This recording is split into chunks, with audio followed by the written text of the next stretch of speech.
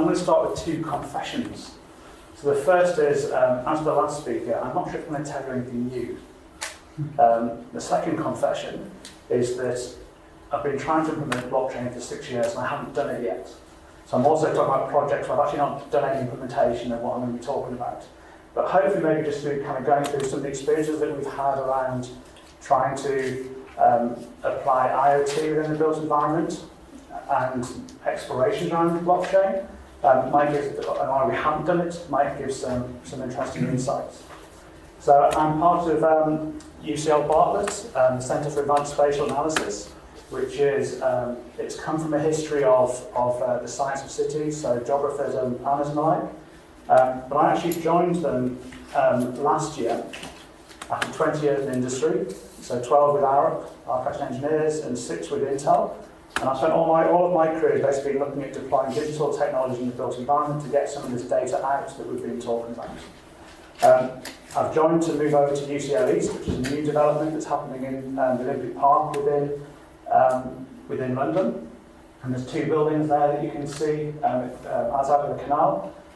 What's really exciting is that they're being built at the moment, breaking ground in July. And so over the next couple of years, there's going to be construction work going on to build an extra 40% of campus space for UCL. And they've got this fantastic smart campus vision. And we're going through a really interesting process at the moment of all the things that have been spoken about for the past 2 days, trying to realise that on this project. So one thing that I've learned over these 2 days is I've been struggling for the past 6 months around how do I get the project team who are talking about this smart campus to turn that into actionable things that they can do, so that in 2 years' time, when the building opens, we don't have the same really clever BMS system that's locked away in a cupboard that only the FM can access, not even the UCL Estates team, which is the thing that's happened for the past 20 years in every project that I've worked on. So that's been kind of quite interesting. So we're part of the Future Living Institute. At the top there kind of shows my research area, so a new master's course around connected environments, which is trying to teach people how to deploy end-to-end IoT systems. So that's going from defining the user requirements through to building prototypes, deploying them, how you fix them in the built environments, because even things like attaching things to lampposts is actually a skill, through to capturing data, keeping things alive for the long term, and keeping data platforms accessible for more than a week. Yeah. So I'll go through a couple of examples. So where that's actually, so the 3 research areas I do is one is AI at the edge. So this is putting some of the intelligence into the edge of the network. The second is around extrasensory. So I'm really interested in how we not only use novel sensors for capturing information, but also how we communicate that back to people. So we're talking about AR, VR. Every project meeting I've been to on this fantastic new project, we've been talking to spreadsheets and PDFs. Why aren't we using VR, AR? I think we're on the cusp of those things starting to... I've had enough experience for the past 20 years of why it's not been working, but I think we're on the cusp of maybe that's coming. And then spatial reasoning, this is all around post-occupancy valuation. So I'm less interested actually in the construction phase typically. I'm really interested at that point of handover. I'm really interested as to why the O&M manuals sit in a room and there's 200 files there. I mean, why do we even produce them? Seriously. I'm one of the sad people who actually read the Stage 4 docs for Pearl Street West, because I was trying to find out what BMS was specified and what the contract was. And one of the clauses that I found in there, this is Chatham House rules, just run through, is that we've asked that part of the contract was the contractor must supply copies of all the O&M manuals on CD-ROM. Why is that still a copy and paste item in the schedule of works required? Yeah, so this is the kind of challenges that we're facing. So we've been looking at the project at the top left. The Millennium Bridge in London opened in 2000, started to wobble on the first day because of lots of people on it. So it was closed immediately. This was my first Internet of Things project. I didn't realise at the time. The engineers thought they knew why it was wobbling. It needed to capture the footfall of people over the bridge. So we instrumented it, we did various tests, and after 18 months we basically did a 2,000-person test of people walking across the bridge that proved that the footfall on the bridge that we were monitoring corresponded to the lateral excitation, the movement of the bridge sideways. So this bridge was heavily monitored so that we could see how the bridge was feeling. So we created this kind of industry 4.0 bridge, I would call it at that point in time. As soon as we proved that, got permission to reopen the bridge, guess what we did? We took out all of the sensors, we stopped recording our information, and we rewinded the bridge back into an industry maybe 3.0 level. We've talked about energy use in buildings. I spent about 3 or 4 years monitoring energy use in different buildings around different Arab projects to try and understand why were all of the predicted energy use of buildings roughly half that of the actual use of buildings. Yes, the Stanford research that kind of shows that a beautiful little correlation there between actual energy use over first 5 years of use as being double what was predicted. And this one is where we're trying to understand how we can start to capture, this is some work we've been doing in the Olympic Park, trying to look at, once we can start to understand people's flow and get flow data, how we can use that to try and then predict future flows. So this is starting to be used by folk on the Olympic Park when things like there's a West Ham game in the stadium, the impacts of people flowing out of the park, how it's going to affect the local environment, what happens if there are multiple combinations of that. Can you start to categorise the different kinds of music concerts and the types of fans that go to them as to what kind of things will be happening? Where do you put things like, where do those people flow? So you can start to do things like influence where vendors go, basically, and what times they should be there during natural event days.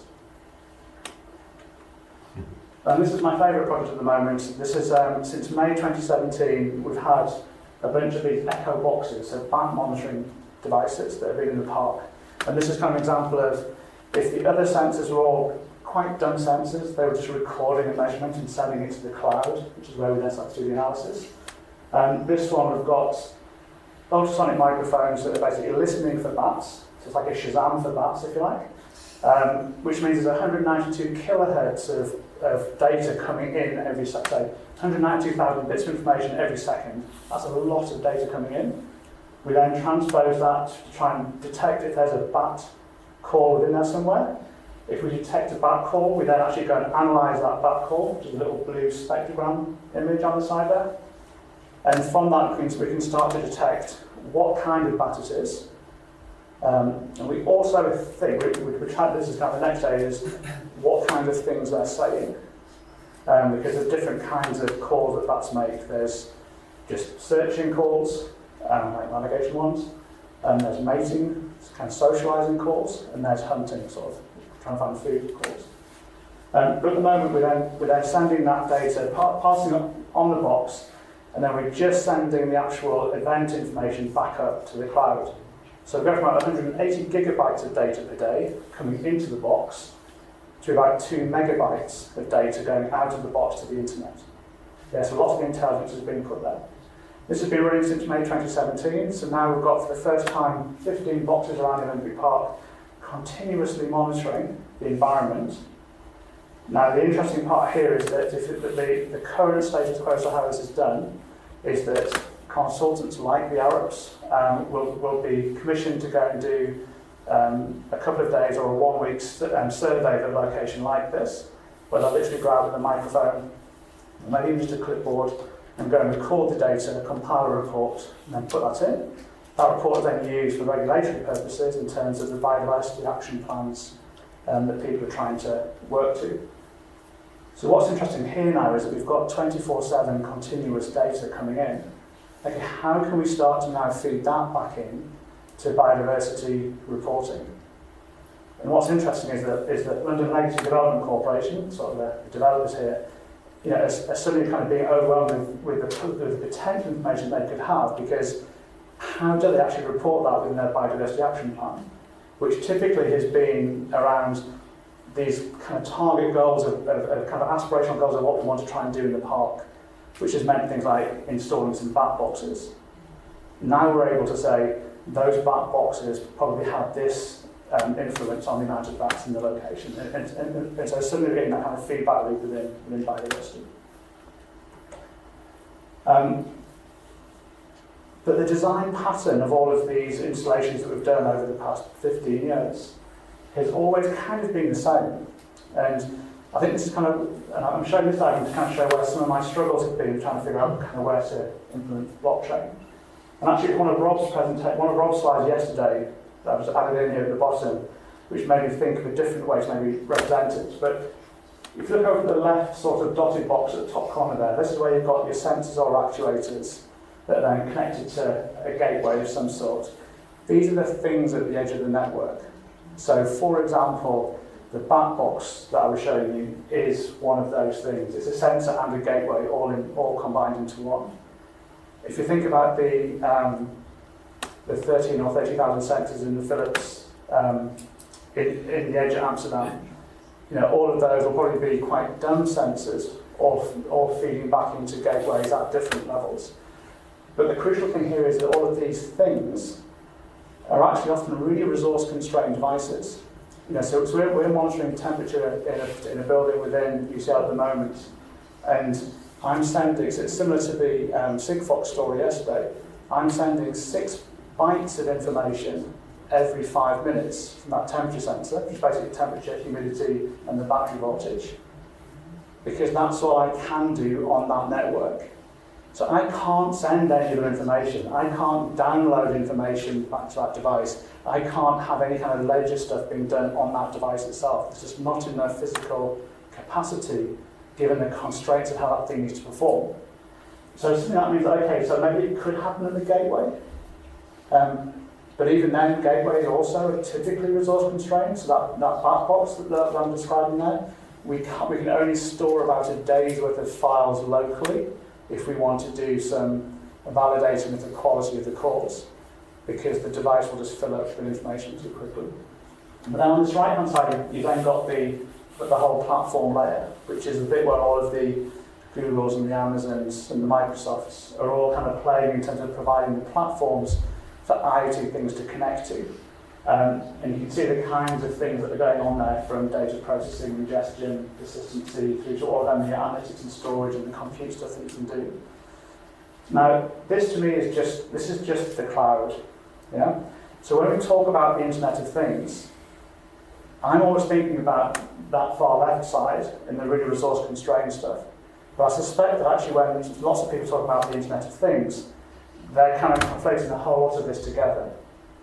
Now, if we do conflate the whole lot together, I think, okay, well, that's maybe where there is potential for blockchain within the world of IoT. Because actually, if you look at how I've kind of changed Rob's diagram a little bit there, because I completely bought into that idea of having the shared data platforms and application platform. The shared data platform is a really interesting one in terms of where this information goes to. All the deployments that we've done, the one thing that we've had to spend most time changing over the past 10 years is where the data gets stored. So we've deployed lots of networks of things, and every time we use an open source or a community-based data platform, after 12 or so months it goes bust, or they close it down, or in the Intel case they just chose to, they realised that actually storing lots of data is quite expensive. And actually if people aren't paying for it, it's actually it's not a sensible business plan. So for example, Zively, which was one of the open kind of community-based data platforms for IT, one of the first ones I would argue.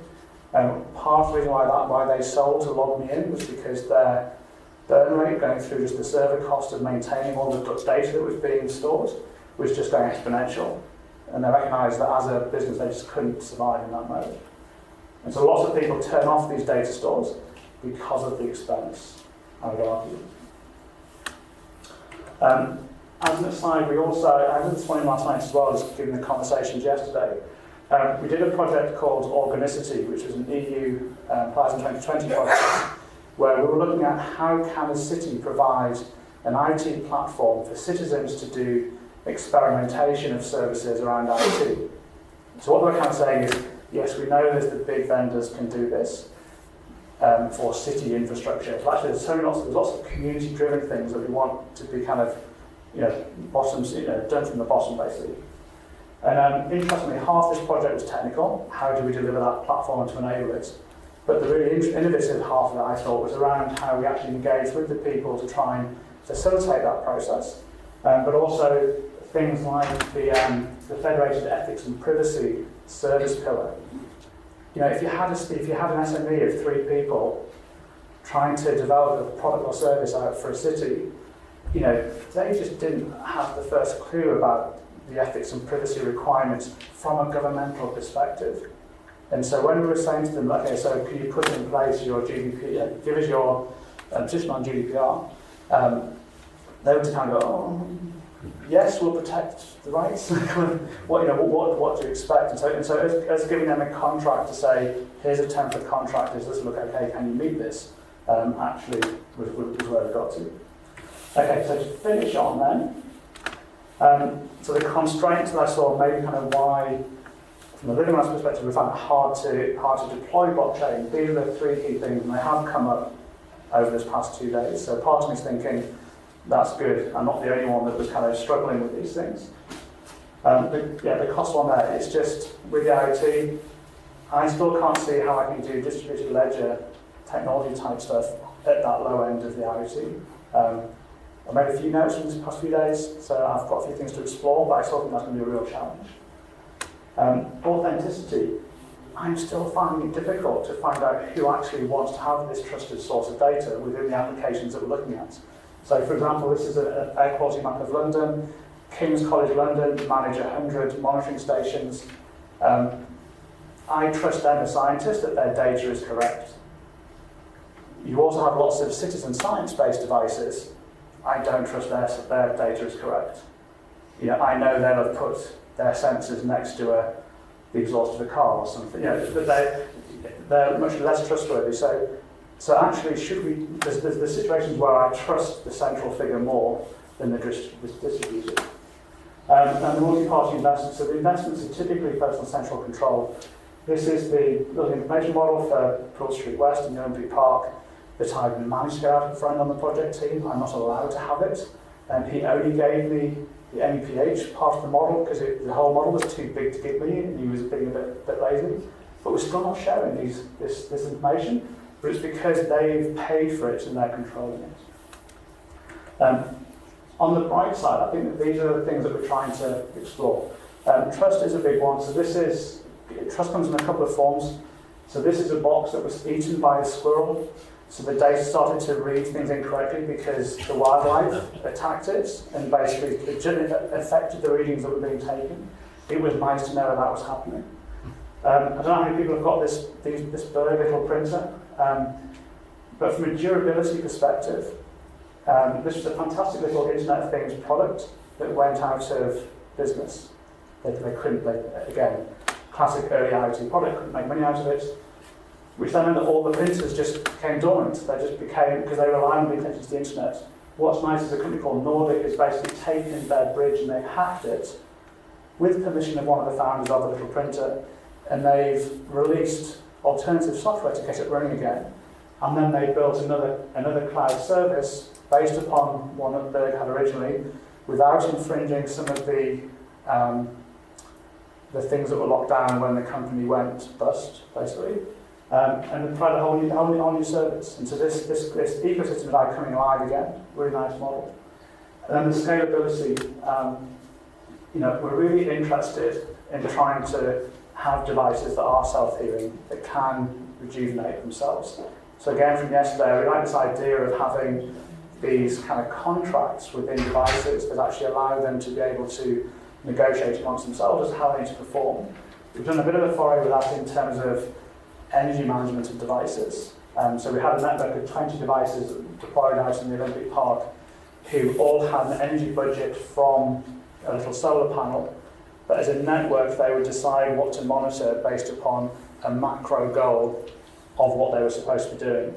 So what that meant was that we had contracts in those devices where they were negotiating among themselves according to some high rules. I definitely think we will see more of that kind of activity because all of the IT can't be managed centrally. And I think that's me. Thank you.